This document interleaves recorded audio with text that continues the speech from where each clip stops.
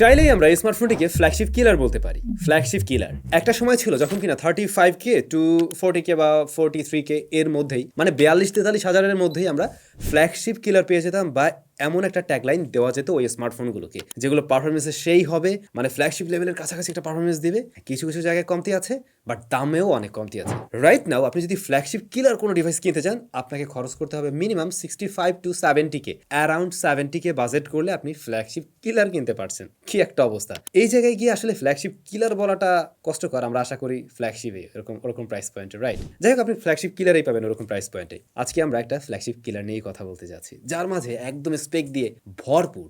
যেমন ধরুন, এটার বডি ফ্রেমটাতে মেটাল রয়েছে, এইটার ডিসপ্লেটা জোস 2K প্যানেল, এবং এটার high refresh rate 4000 nits peak দিতে পারে। প্লাস এইটার প্রসেসর কোয়ালকম স্ন্যাপড্রাগন 8 Gen 3। এটার যে মেইন ক্যামেরা, এটা আবার ভিডিও রেকর্ড করতে পারে 8K 24 FPS এ ওয়াইএস রয়েছে। ব্যাটারি 5000 mAh, 120 ওয়াটের চার্জার। শুনে কি মনে হয়? জোস তো, একদম ফ্ল্যাগশিপ লেভেলের কাছাকাছি। হ্যাঁ, অনেকটাই কাছাকাছি, অনেকটাই কম কিছু আছে এতে। বাট ভাই, সেই কম দামে আর পাচ্ছেন না। মানে আগেকার দিনের মতো এই 45-50 হাজারও পাচ্ছেন না। আপনাকে এই ডিভাইসটা রাইট নাও কিনতে হবে 70K। যদি অ্যারাউন্ড 70K বাজেট হয়, তাহলে আপাতত আপনি এর মালিক হতে পারবেন।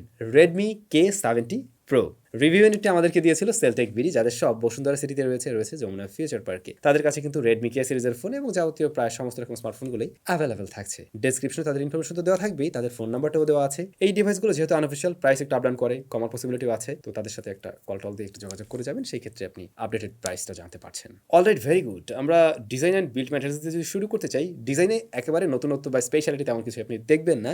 মানে খুব একটা হামরি আইকেজি টাইপের কিছু মনে হয়নি। বাট রিয়ার প্যানেলটা আর কি, মূলত এটাতে একটা মার্ভেল টাইপের একটা টেক্সচার আছে, যে জিনিসটা দেখে অনেকের কাছে হয়তো ভালো লাগবে। ক্যামেরা মডিউলটা আমার কাছে খুব একটা ভালো লাগে না আর কি। এখানে দেখে মনে হবে 4টি ক্যামেরা, বাট আছে আসলে 3টি ক্যামেরা। বডি ফ্রেমটাতে মেটাল রয়েছে, কিন্তু এই ফোনে কোনো আইপি রেটিং নেই। যেহেতু 70K এর দামের একটা ফোন না, তো আইপি রেটিং অবশ্যই থাকা উচিত ছিল বলে আমার মনে হয়। আপনারা কি বলেন? আচ্ছা, পোর্টস এন্ড বাটনে জাস্ট 3.5mm হেডফোন জ্যাক বাদে বাকি সবকিছুই আছে। এটার স্পিকার কোয়ালিটি ভালো ছিল, ডুয়াল স্পিকার, স্টেরিও সাউন্ড পাবেন, প্রায় ব্যালেন্স টাইপের একটা সাউন্ড দেয়, যথেষ্ট লাউড অ্যান্ড ক্লিয়ার। হ্যাঁ, আমরা প্রায় সবকিছুতেই ক্লিয়ার সাউন্ড পেয়েছি। সেটা বলেন ইউটিউবে ভিডিও দেখা, সেটা বলেন নেটফ্লিক্সে ভিডিও দেখা, সেটা বলতে পারেন গেমিং টাইমে। ইয়ারপিসের সাউন্ড ঠিকঠাক আছে। নেটওয়ার্ক রিসিপশন ছিল এই স্মার্টফোনের ভালো, এবং এই স্মার্টফোনটা শুরুতেই বলে দিই, এটা একটা চাইনিজ ভ্যারিয়েন্টের ফোন। যদিও আমাদের কোনো ধরনের অ্যাপ্লিকেশন ব্যবহার করতে গিয়ে প্যারায় পড়তে হয়নি। সেটা হতে পারে বিকাশ, সেটা হতে পারে গুগল ম্যাপস বা ফুড প্যান্ডা। এটা কি হলো? মাঝখানে কি 2-1 অ্যাপের প্রমোশন হয়ে গেল নাকি? তো ভাইলোক, শুরু করা যাক এর পারফরমেন্স সেকশন দিয়ে, রাইট? কোয়ালকম স্ন্যাপড্রাগন 8 Gen 3 রয়েছে এর মাঝে, যে প্রসেসরটা হলো গিয়ে কোয়ালকম স্ন্যাপড্রাগনের এই মুহূর্তে সবচেয়ে শক্তিশালী এবং লেটেস্ট প্রসেসর। আমরা আপকামিং বেশ কিছু ফ্ল্যাগশিপ ডিভাইসে এই প্রসেসরটা পাবো, অলরেডি পেয়েছি, আমাদের মোটামুটি ব্যবহারের অভিজ্ঞতাও রয়েছে। তো এই ডিভাইসটা র্যাম পাওয়া যায় দুইটা ভ্যারিয়েন্টে, যেমন 12GB এবং 16GB। স্টোরেজ ভ্যারিয়েন্ট আবার 3টা, 256, 512 এবং 1TB। Storage type UFS 4.0। একটু আগেই বলছিলাম এই স্মার্টফোনটা চাইনিজ ভ্যারিয়েন্টের। তো চাইনিজ ভ্যারিয়েন্ট হওয়াতে বেশ কিছু ব্লোটার ফ্রিতেই পেয়েছি, যেগুলো কোনো কাজের না লাগলে আনইনস্টল করে ফেলবেন। আমরাও আনইনস্টল করে ফেলছিলাম। এর বাইরে বেশ কিছু জায়গায় চাইনিজ লেখা পেয়েছি। তো এগুলো কোনো সমস্যার বিষয় না। বাট সমস্যা যেটা হয় শুধুমাত্র এই ফোনে না, অনেক চাইনিজ ভ্যারিয়েন্টের ফোনে আপনারা দেখবেন কি, যে হোয়াটসঅ্যাপে কল আসলে পরে সেভ করা নাম্বারও দেখায় না। এমনকি আপনার সেভ করা নাম্বার হচ্ছে ফোনেও আপনি পাবেন না, মানে ডিরেক্টলি যদি সিমে কল আসে, সেই ক্ষেত্রে শুধু নাম্বারটা দেখায়, বাট নেমটা আর দেখায় না। তো এটার একটা সমাধান আছে, সহজ সমাধান। এই বিষয়টা আমরা এটাতে ফেস করছিলাম। সমাধানটা হলো, আপনি যখন নাম্বারটা সেভ করবেন না, নাম্বারটা সেভ করার সময় +88 বাংলাদেশের যে কান্ট্রি কোড, এটা দিয়ে দেবেন, বা অন্য দেশের হলেও কান্ট্রি কোডটা দিয়ে দেন সেভ করুন। তাহলে চাইনিজ ভ্যারিয়েন্টের এই ফোনে এই সমস্যাটা হচ্ছে না। ট্রাই করে দেখতে পারেন। তো হাইপার ওয়েস, এইটা নিয়ে অনেকের এই আকর্ষণ বিকর্ষণ থাকতে পারে। হাইপার ওয়েস আসলে নতুন তেমন কিছুই না, বলতে পারেন ওই মিউআইকে ঘষে মেজে একটু রিফাইন করে দেওয়া ট্রাই করছে। বাট আমার কাছে অ্যাজ ইউজুয়াল তেমনিই মনে হয়েছে। কিছু অ্যানিমেশন বলতে পারেন, কিছু আইকন বলতে পারেন, এই সমস্ত জায়গায় টুকটাক একটু পরিবর্তন দেখছি। এমনি আহামরি কোনো চেঞ্জেস মনে হয়নি। আর বেশ কয়েকটা ভিডিওতে আমি বলছিলাম, একটু আমার কাছে অ্যাপ ওপেন ক্লোজ যে কোনো অ্যানিমেশনে একটু মনে হয় টাইম নিয়ে জিনিসটা একটু সুন্দরভাবে পপ আপ করা ট্রাই করে। দ্যাটস ওয়াই অনেকের কাছে একটু স্লো লাগতে পারে, যেটা আমার আর কি পার্সোনালি মনে হয়েছে। অলরেডি হয়তো আমাদের কয়েকটা ভিডিও দেখে আপনারা জেনে ফেলছেন, কোয়ালকম স্ন্যাপড্রাগন 8 Gen 3 মোটামুটি ভালো রকমের হিট জেনারেট করে। যে বিষয়টা হ্যাঁ, এই স্মার্টফোনে আমরা খেয়াল করছিলাম। রেগুলার ব্যবহারে এই স্মার্টফোনটা খুব বেশি ধরে গরম হচ্ছিল যে, এমনটাও না। কিন্তু ও যে কাজটা করে ফুল পারফরমেন্স পর্যন্ত যায় না। মানে কোয়ালকম স্ন্যাপড্রাগন 8 Gen 3 যে লেভেলের পারফরমেন্স ডেলিভার করতে পারে, সেইটাই স্মার্টফোন কোনো একটা কারণে দিচ্ছে না, ওই পর্যন্ত যাচ্ছে না। থার্মাল থ্রোটলিং করছে। আমরা Xiaomi 14 Pro স্মার্টফোনটিতে কিন্তু দেখছিলাম সেম প্রসেসরটাই রয়েছে, এবং ওই স্মার্টফোনটা উড়াধুরা লেভেলের গরম হয় এবং পারফরমেন্সে কিন্তু তার সর্বোচ্চটা দেখানোর ট্রাই করে। বাট এই স্মার্টফোনের ক্ষেত্রে বিষয়টা একটু ভিন্ন রকম ছিল। এটা রেগুলার ব্যবহারে পারে অতটা গরম হয়নি, আবার ওই লেভেলের পারফরমেন্স ডেলিভার করতে পারছে এমনটাও আমার মনে হয়নি। কিন্তু হ্যাঁ, গেমিং টাইমে এই ডিভাইসটা মোটামুটি ভালো রকমের হিট জেনারেট করছিল। আমরা যেমন গেনশন ইম্প্যাক্ট ট্রাই করছিলাম এই স্মার্টফোনটিতে, হাইয়েস্ট গ্রাফিক্সে মোশন ব্লার অফ রেখে দেখছিলাম 50 থেকে 58 মধ্যে এর ফ্রেম রেটটা ঘোরাফেরা করছিল। 25 মিনিট গেম প্লের পর দেখলাম এই স্মার্টফোন প্রায় 45 ডিগ্রির কাছাকাছি চলে আসছে আর কি। তো স্টিল বডি হওয়াতে যে জিনিসটা হাতে সেই রকমের একটা ফিল দিচ্ছিল, মানে একদম পুরাই ওঠে আর কি এরকম একটা অবস্থা।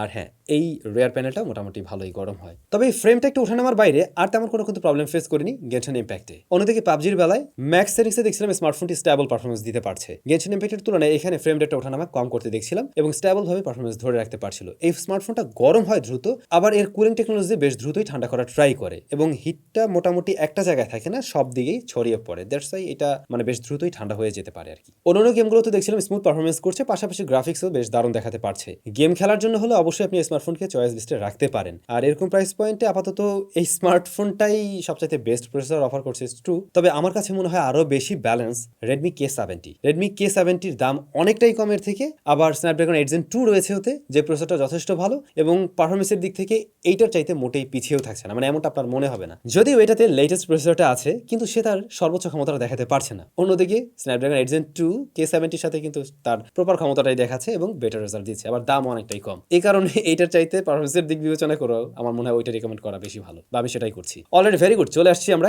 ক্যামেরাতে। রিয়ারে 3টি শুটার রয়েছে। মেইন শুটার হলো 50 মেগাপিক্সেলের, যা মূলত লাইট হান্টার 800 সেন্সর, এটা অমনিভিশনের একটি সেন্সর আর কি। এরপরে রয়েছে 50 মেগাপিক্সেলের telephoto zoom lens, 2x optical zoom দেবে আর কি এটা, এবং 12 মেগাপিক্সেল আলট্রা ওয়াইড শুটার রয়েছে। তো এখানে প্রত্যেকটা লেন্সেই কিন্তু কাজের আমরা যেমনটা দেখছি। আর ফ্রন্ট ফেসিং ক্যামেরা রয়েছে 16 মেগাপিক্সেলের শুটার। এইটার ক্যামেরা নিয়ে এক কথায় বলতে গেলে আমি বলবো হ্যাঁ, ছবি তো মোটামুটি ভালোই দিচ্ছে, তবে একেবারে 70,000 টাকা দিয়ে কিনলে পরে যেমন কোয়ালিটি আমরা আশা করব তার থেকে কিঞ্চিত পিছিয়েই থাকছে। যেমনটা আপনারা দেখছেন প্রপার লাইটিং কন্ডিশনের ছবিতে মোটামুটি ভালোই ডিটেল আছে, কিন্তু আপনি যখন জুম করে দেখতে যাবেন তখন আপনার কাছে একটু কমই লাগতে পারে। ছবিগুলোর কালার টোনটা এক একটা সিনারিতে না আমার কাছে মনে হচ্ছিল একটু এক এক রকম দেখায়। কোনোটাতে মোটামুটি ঠিকঠাক আসে, কখনো কখনো একটু ফেড আউট টাইপের লাগছিল, একটু কালার কম মনে হচ্ছিল। আবার এগুলো যে একদম ন্যাচারাল টোনে ছবি দিচ্ছে তেমনটাও কিন্তু না। কিছু কিছু ছবির দিকে তাকালে আপনি লক্ষ্য করবেন একটু ওয়ার্ম টোনেও ছবি দেয়, মানে একদম কনস্ট্যান্টলি একরকম টাইপের ছবি দিচ্ছে বলে আমার মনে হয়নি। এটা ডাইনামিক রেঞ্জটা মনে হয় আরেকটু বেটার জায়গায় থাকতে পারতো। এরকম প্রাইস পয়েন্ট থেকে তো অতটুকু আমরা আশা করতেই পারি আর কি। হোয়াইট ব্যালেন্স মোটামুটি ছিল, শাটার স্পিড বেশ ফাস্ট ছিল স্মার্টফোনের, পাশাপাশি দেখছিলাম ফোকাসিংও ঠিকঠাকভাবে করতে পারছে। তবে কোনো ক্লোজ সাবজেক্টের ছবি তুলতে গেলে দেখছিলাম কোনো কোনো ছবিতে কালার একটু যে বেশি বাড়িয়ে দিচ্ছে, কোনোটা আবার ওই যে ফেড আউট করে দিচ্ছে। এইটা সাধারণত খুব কাছের ছবি তুলতে গেলে এই বিষয়টা কি লক্ষ্য করা যায়। দূরের ছবিতে মোটামুটি সবগুলোর কালার টোন সিমিলার টাইপের থাকে আর কি। লো লাইটের দিকের ছবিগুলো বেশ ভালোই কন্ট্রাস্টি হয়ে যায়, সেই সাথে একটু মানে বেশি সফট করে ফেলে আর কি। তো নাইট মোড অন করে নিলে অবশ্যই বেটার রেজাল্ট পাবেন। হাইলাইট মোটামুটি ভালোভাবে ব্যালেন্স করতে পারলেও এখানে কন্ট্রাস্টের পরিমাণ আমার কাছে অবশ্যই বেশি মনে হয়েছে, এবং একটু হ্যাঁ একটু কালারফুলও করে দেয় আর কি, মানে ডে লাইটের তুলনায় রাতের ছবিগুলো একটু স্যাচুরেটেড করে দেখায় আর কি। আলট্রা ওয়াইড শুটারে ডিটেল এবং শার্পনেস মোটামুটি ভালো পেয়েছি প্রপার লাইটিং কন্ডিশনে। কালার টোনটা অলমোস্ট সিমিলার ছিল কিন্তু মেইন ক্যামেরার মতোই, বাট একটু বেশি কন্ট্রাস্টি মনে হয়েছে। মেইন ক্যামেরার তুলনায় এটা একটু কন্ট্রাস্টি লাগতে পারে, বিশেষ করে আপনি যদি শ্যাডো এরিয়ার দিকে খেয়াল করেন সেই জায়গাটা একটু বেশি ডিপ লাগছে। আর এটা প্রপার লাইটিং কন্ডিশনে মোটামুটি ভালো ছবি দিলেও লো লাইটের দিকে কিন্তু খুব একটা বেটার রেজাল্ট করে না, যেমনটা মেইন শুটার করছিল। তবে এটাতে টেলিফটো জুম লেন্স রয়েছে, এই জিনিসটা আপনি আবার কাজে লাগাতে পারবেন। এটা কাজের সেন্সর এবং মোটামুটি আপনি জুম করে নিয়েও ছবি তুলতে চাইলে সেই ছবি কাজে লাগানোর উপযোগী থাকছে। পোর্ট্রেট মোডের 2x জুম করা ছবিগুলো কিন্তু বেশ ভালোই লাগছিল। এসডিরেশন মোটামুটি ঠিকঠাক আছে, একদম চুল টুল এই সমস্ত জায়গাগুলোতে একটু মাঝে মধ্যে মিসম্যাচ করবেই, খুব স্বাভাবিক। ব্যাকগ্রাউন্ড ব্লারনেসটা আমার কাছে খুব একটা আর্টিফিশিয়াল লাগে নাই, বাট ব্যাকগ্রাউন্ডে যদি বেশি আলো টালো চলে আসে ওইটা ব্যালেন্স করতে গিয়ে টুকটাক একটু হিমশিম খায় মাঝে মধ্যে, আবার একটু স্ক্রিনটাকে সফট করে দেয়, প্লাস কালারটাও একটু শিফট করে। ওভারঅল একটু আর্টিফিশিয়াল টাইপের একটা ভাব নিয়ে আসে, যে বিষয়টা আবার খুব একটা ভালো লাগে না আমার কাছে। আর একটু ন্যাচারাল যদি ছবিগুলোকে রাখতো আমার মনে হয় দেখতে আরো বেশি ভালো লাগতো আমাদের কাছে। 16 মেগাপিক্সেলের ফ্রন্ট ফেসিং ক্যামেরাটা দেখলাম বাই ডিফল্টে একটু সফট করে দেয় ছবিটা, সেটা আউটডোরে আপনি ডিরেক্ট সানলাইটে গিয়ে তোলেন, বাইরে গিয়ে তোলেন, যেখানে প্রপার লাইট আছে সেটা ইনডোর আউটডোর যেটাই হোক না কেন, স্কিনটা একটু সফট করে দেয় আর কি। তবে দাড়ি টাড়ি চুল টুল এগুলোকে আবার মোটামুটি শার্প রাখার ট্রাই করে। আর কালার টোন এখানে খুব একটা আমরা শিফট করতে দেখছি না। ডাইনামিক রেঞ্জটা মোটামুটি ওকেশ লেভেলের লাগছে।